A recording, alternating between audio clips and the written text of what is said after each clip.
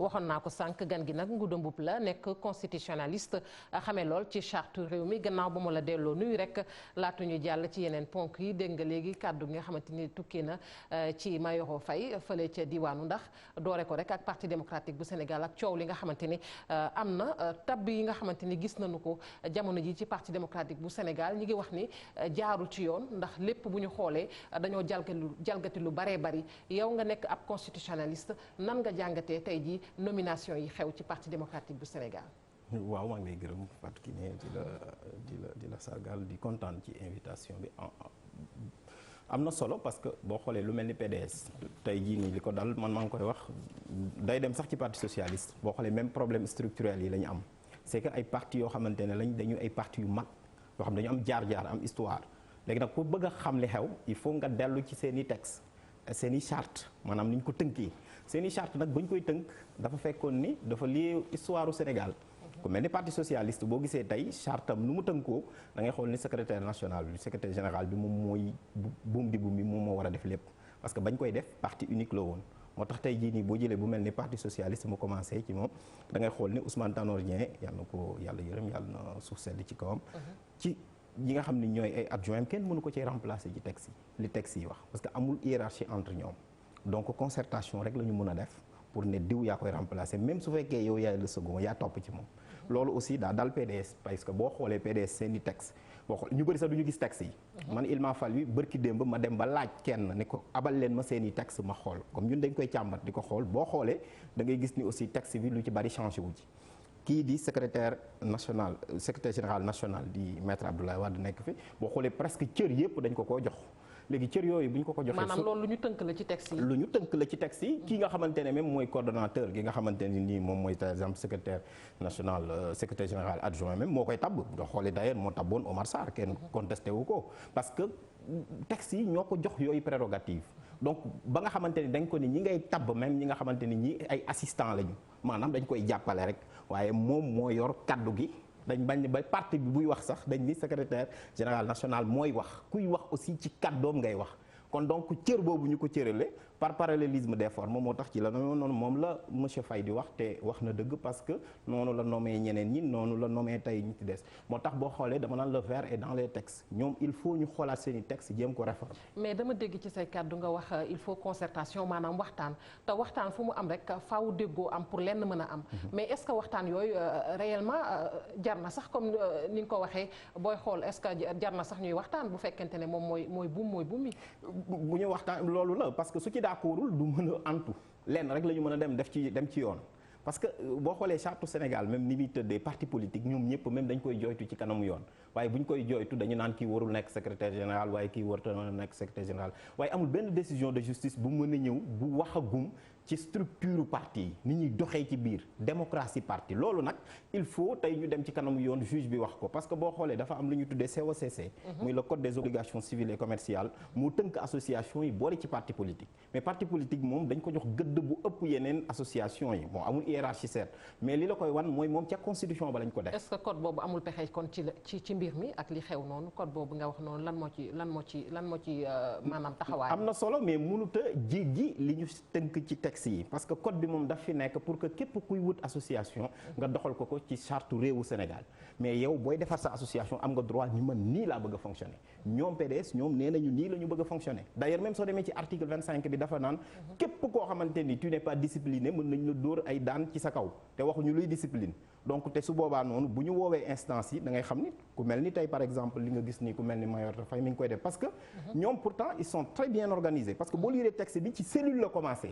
dem ba ca kaw mais boo xoolee même cellule beeg lépp dañu jël doole ji yëpp jox ko teg ko ci ndodd kenn muy secrétaire général national. lan mooy njëriñu congrès dans ce sens congrès luy njëriñam. congrès bi njëriñam mooy démocratie dans le parti parce que ci congrès bi maintenant ci ngay mën a amee donc toutes les forces ci ngay mën a amee kaddu ñëpp pour ñu mën a tabb ñi nga xam ne am nañu légitimité. mais congrès amul. amul ak li xew amul est-ce que dans ce cas jalgati tam amul ndax. bu boobaa nag ñoom ñoo ko war a wote parce que seeni charte wax na lu leer nee na congrès bi mun nañ ko woote chaque session législative ordinaire la ñu wax mais mun na doon congrès boo xam ne c'est extraordinaire mais boobu noonu dañu ni aussi secrétaire général national bi aussi moom moo koy woote su amee défaillance nag ci moom ñu ni 2/3 n'est-ce pas, donc des fédérations ñoom ñooy ñëw maintenant pour donc imposer loolu mais est-ce que ñi nga xamante ni ñoom ñi ngi joytu loolu am nañu doole boobu loolu aussi beneen affaire. dans ce cas kon lan la ñu war a def wax dëgg neex yàlla parce que du ci parti démocratique Sénégal kese la xew gis nañ ko également ci parti socialiste alors tey lan la ñu war a changer ndax en tant que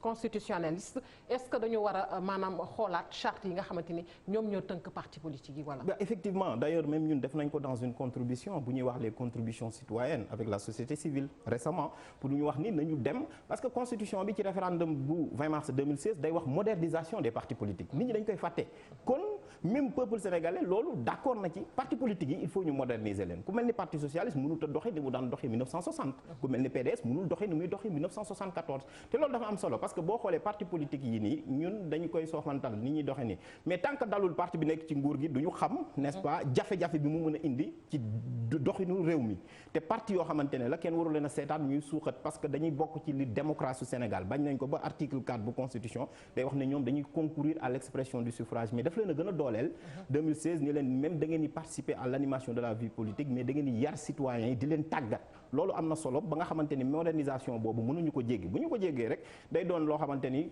période parti unique mooy am ki nga xam ni mooy secrétaire national général mooy buum di def lépp te loolu dafay même influer suñu état yi ni muy doxee maanaam man la ñu fal man maay buum mi maay def lépp bu ko defee ni parti bi di doxee noonu la nguur gi di doxee séparation des pouvoirs dootul am dara dootul am mangook gannaaw loolu ñu àddu ci leneen muy nag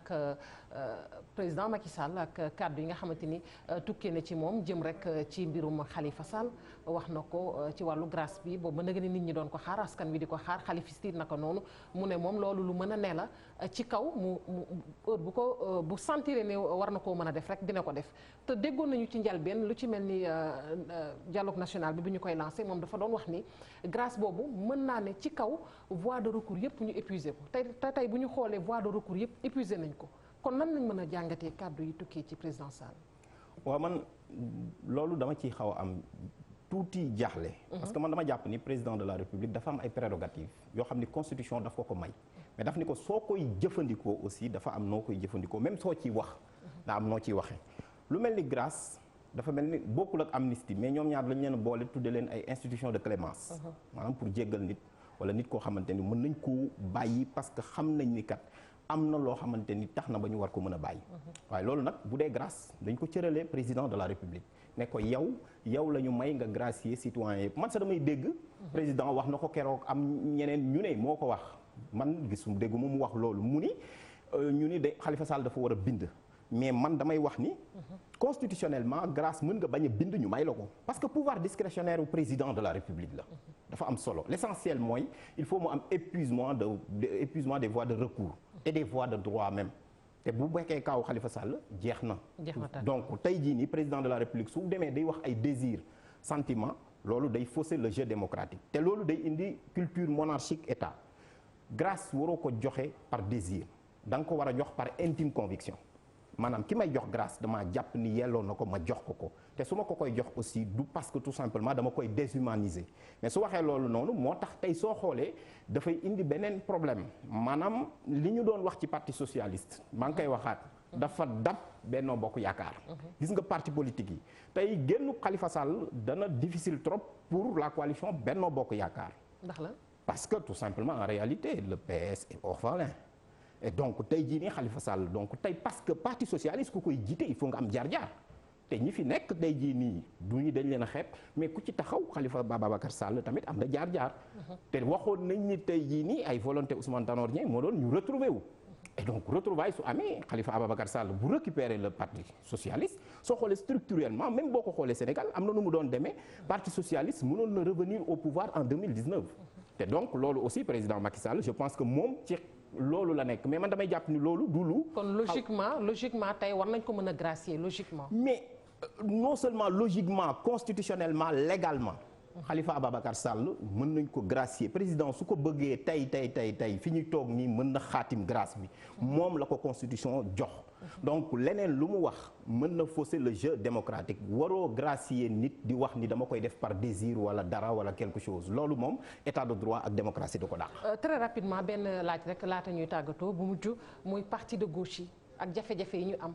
surtout ci bu ñu yemee ci mbañ gàcce bu ñu ca demee ñu ci bari dañuy lajj lan mooy justifier loolu tey. waaw li justifié loolu mooy tey jii nii d'ailleurs dama ci profité sax jaale Amath Dansokho yàlla ma suuf sedd ci kaw moom mi nga xamante ne ci du doon symboliser parti de gauche yi la bokk tey li la koy wan mooy suñu parti de gauche yi dañoo am jafe-jafe te d'ailleurs jafe-jafe boobu noonu da nga koy gis ci parti socialiste parti socialiste moo doon parti bi nga xam ci parti yi njëkk a gouverner Sénégal la bokk te pourtant mënul am candidat li la koy wan mooy tey parti de gauche yi ñoom aussi modernisation bi war a am defuñu ko mais travail structurel bi war a am aussi defuñu ko parce que parti de gauche yi ni ñuy doxee Sénégal dañu bëgg jàpp ni 1960 ba tey la amoon moo am te loolu amatul parce que militants yu bees dañoo am mu am tey xalaat bu bees tey boo xoolee am na yenn parti de gauche yoo xam ne ñi ngi jël nguur gi boo demee fu mel ni Grèce boo demee fu mel ni Espagne ay jeunes yoo xam ni Podemos lañ tudde seen bopp soo xoolee loolu ay organisation yu bees la ay mouvement yu bees la mais ñun suñu parti yi boo xoolee damay fonctionner moom lañ doon wax sànq tey dañuy doon benn parti boo xam ni ki fa ne moo fa nekk mooy buum di bu mu toog fa parti bi du changer du évoluer su ko defee bu boobaa aussi donc la ñu doon dund la ñuy dundaal. ñu koy jaajëfal bu baax a baax Ngouda Mboup nekk constitutionnaliste sa xam-xam màcc ci wàllub chartum réew mi ñu lay jaajëfal bu baax a baax.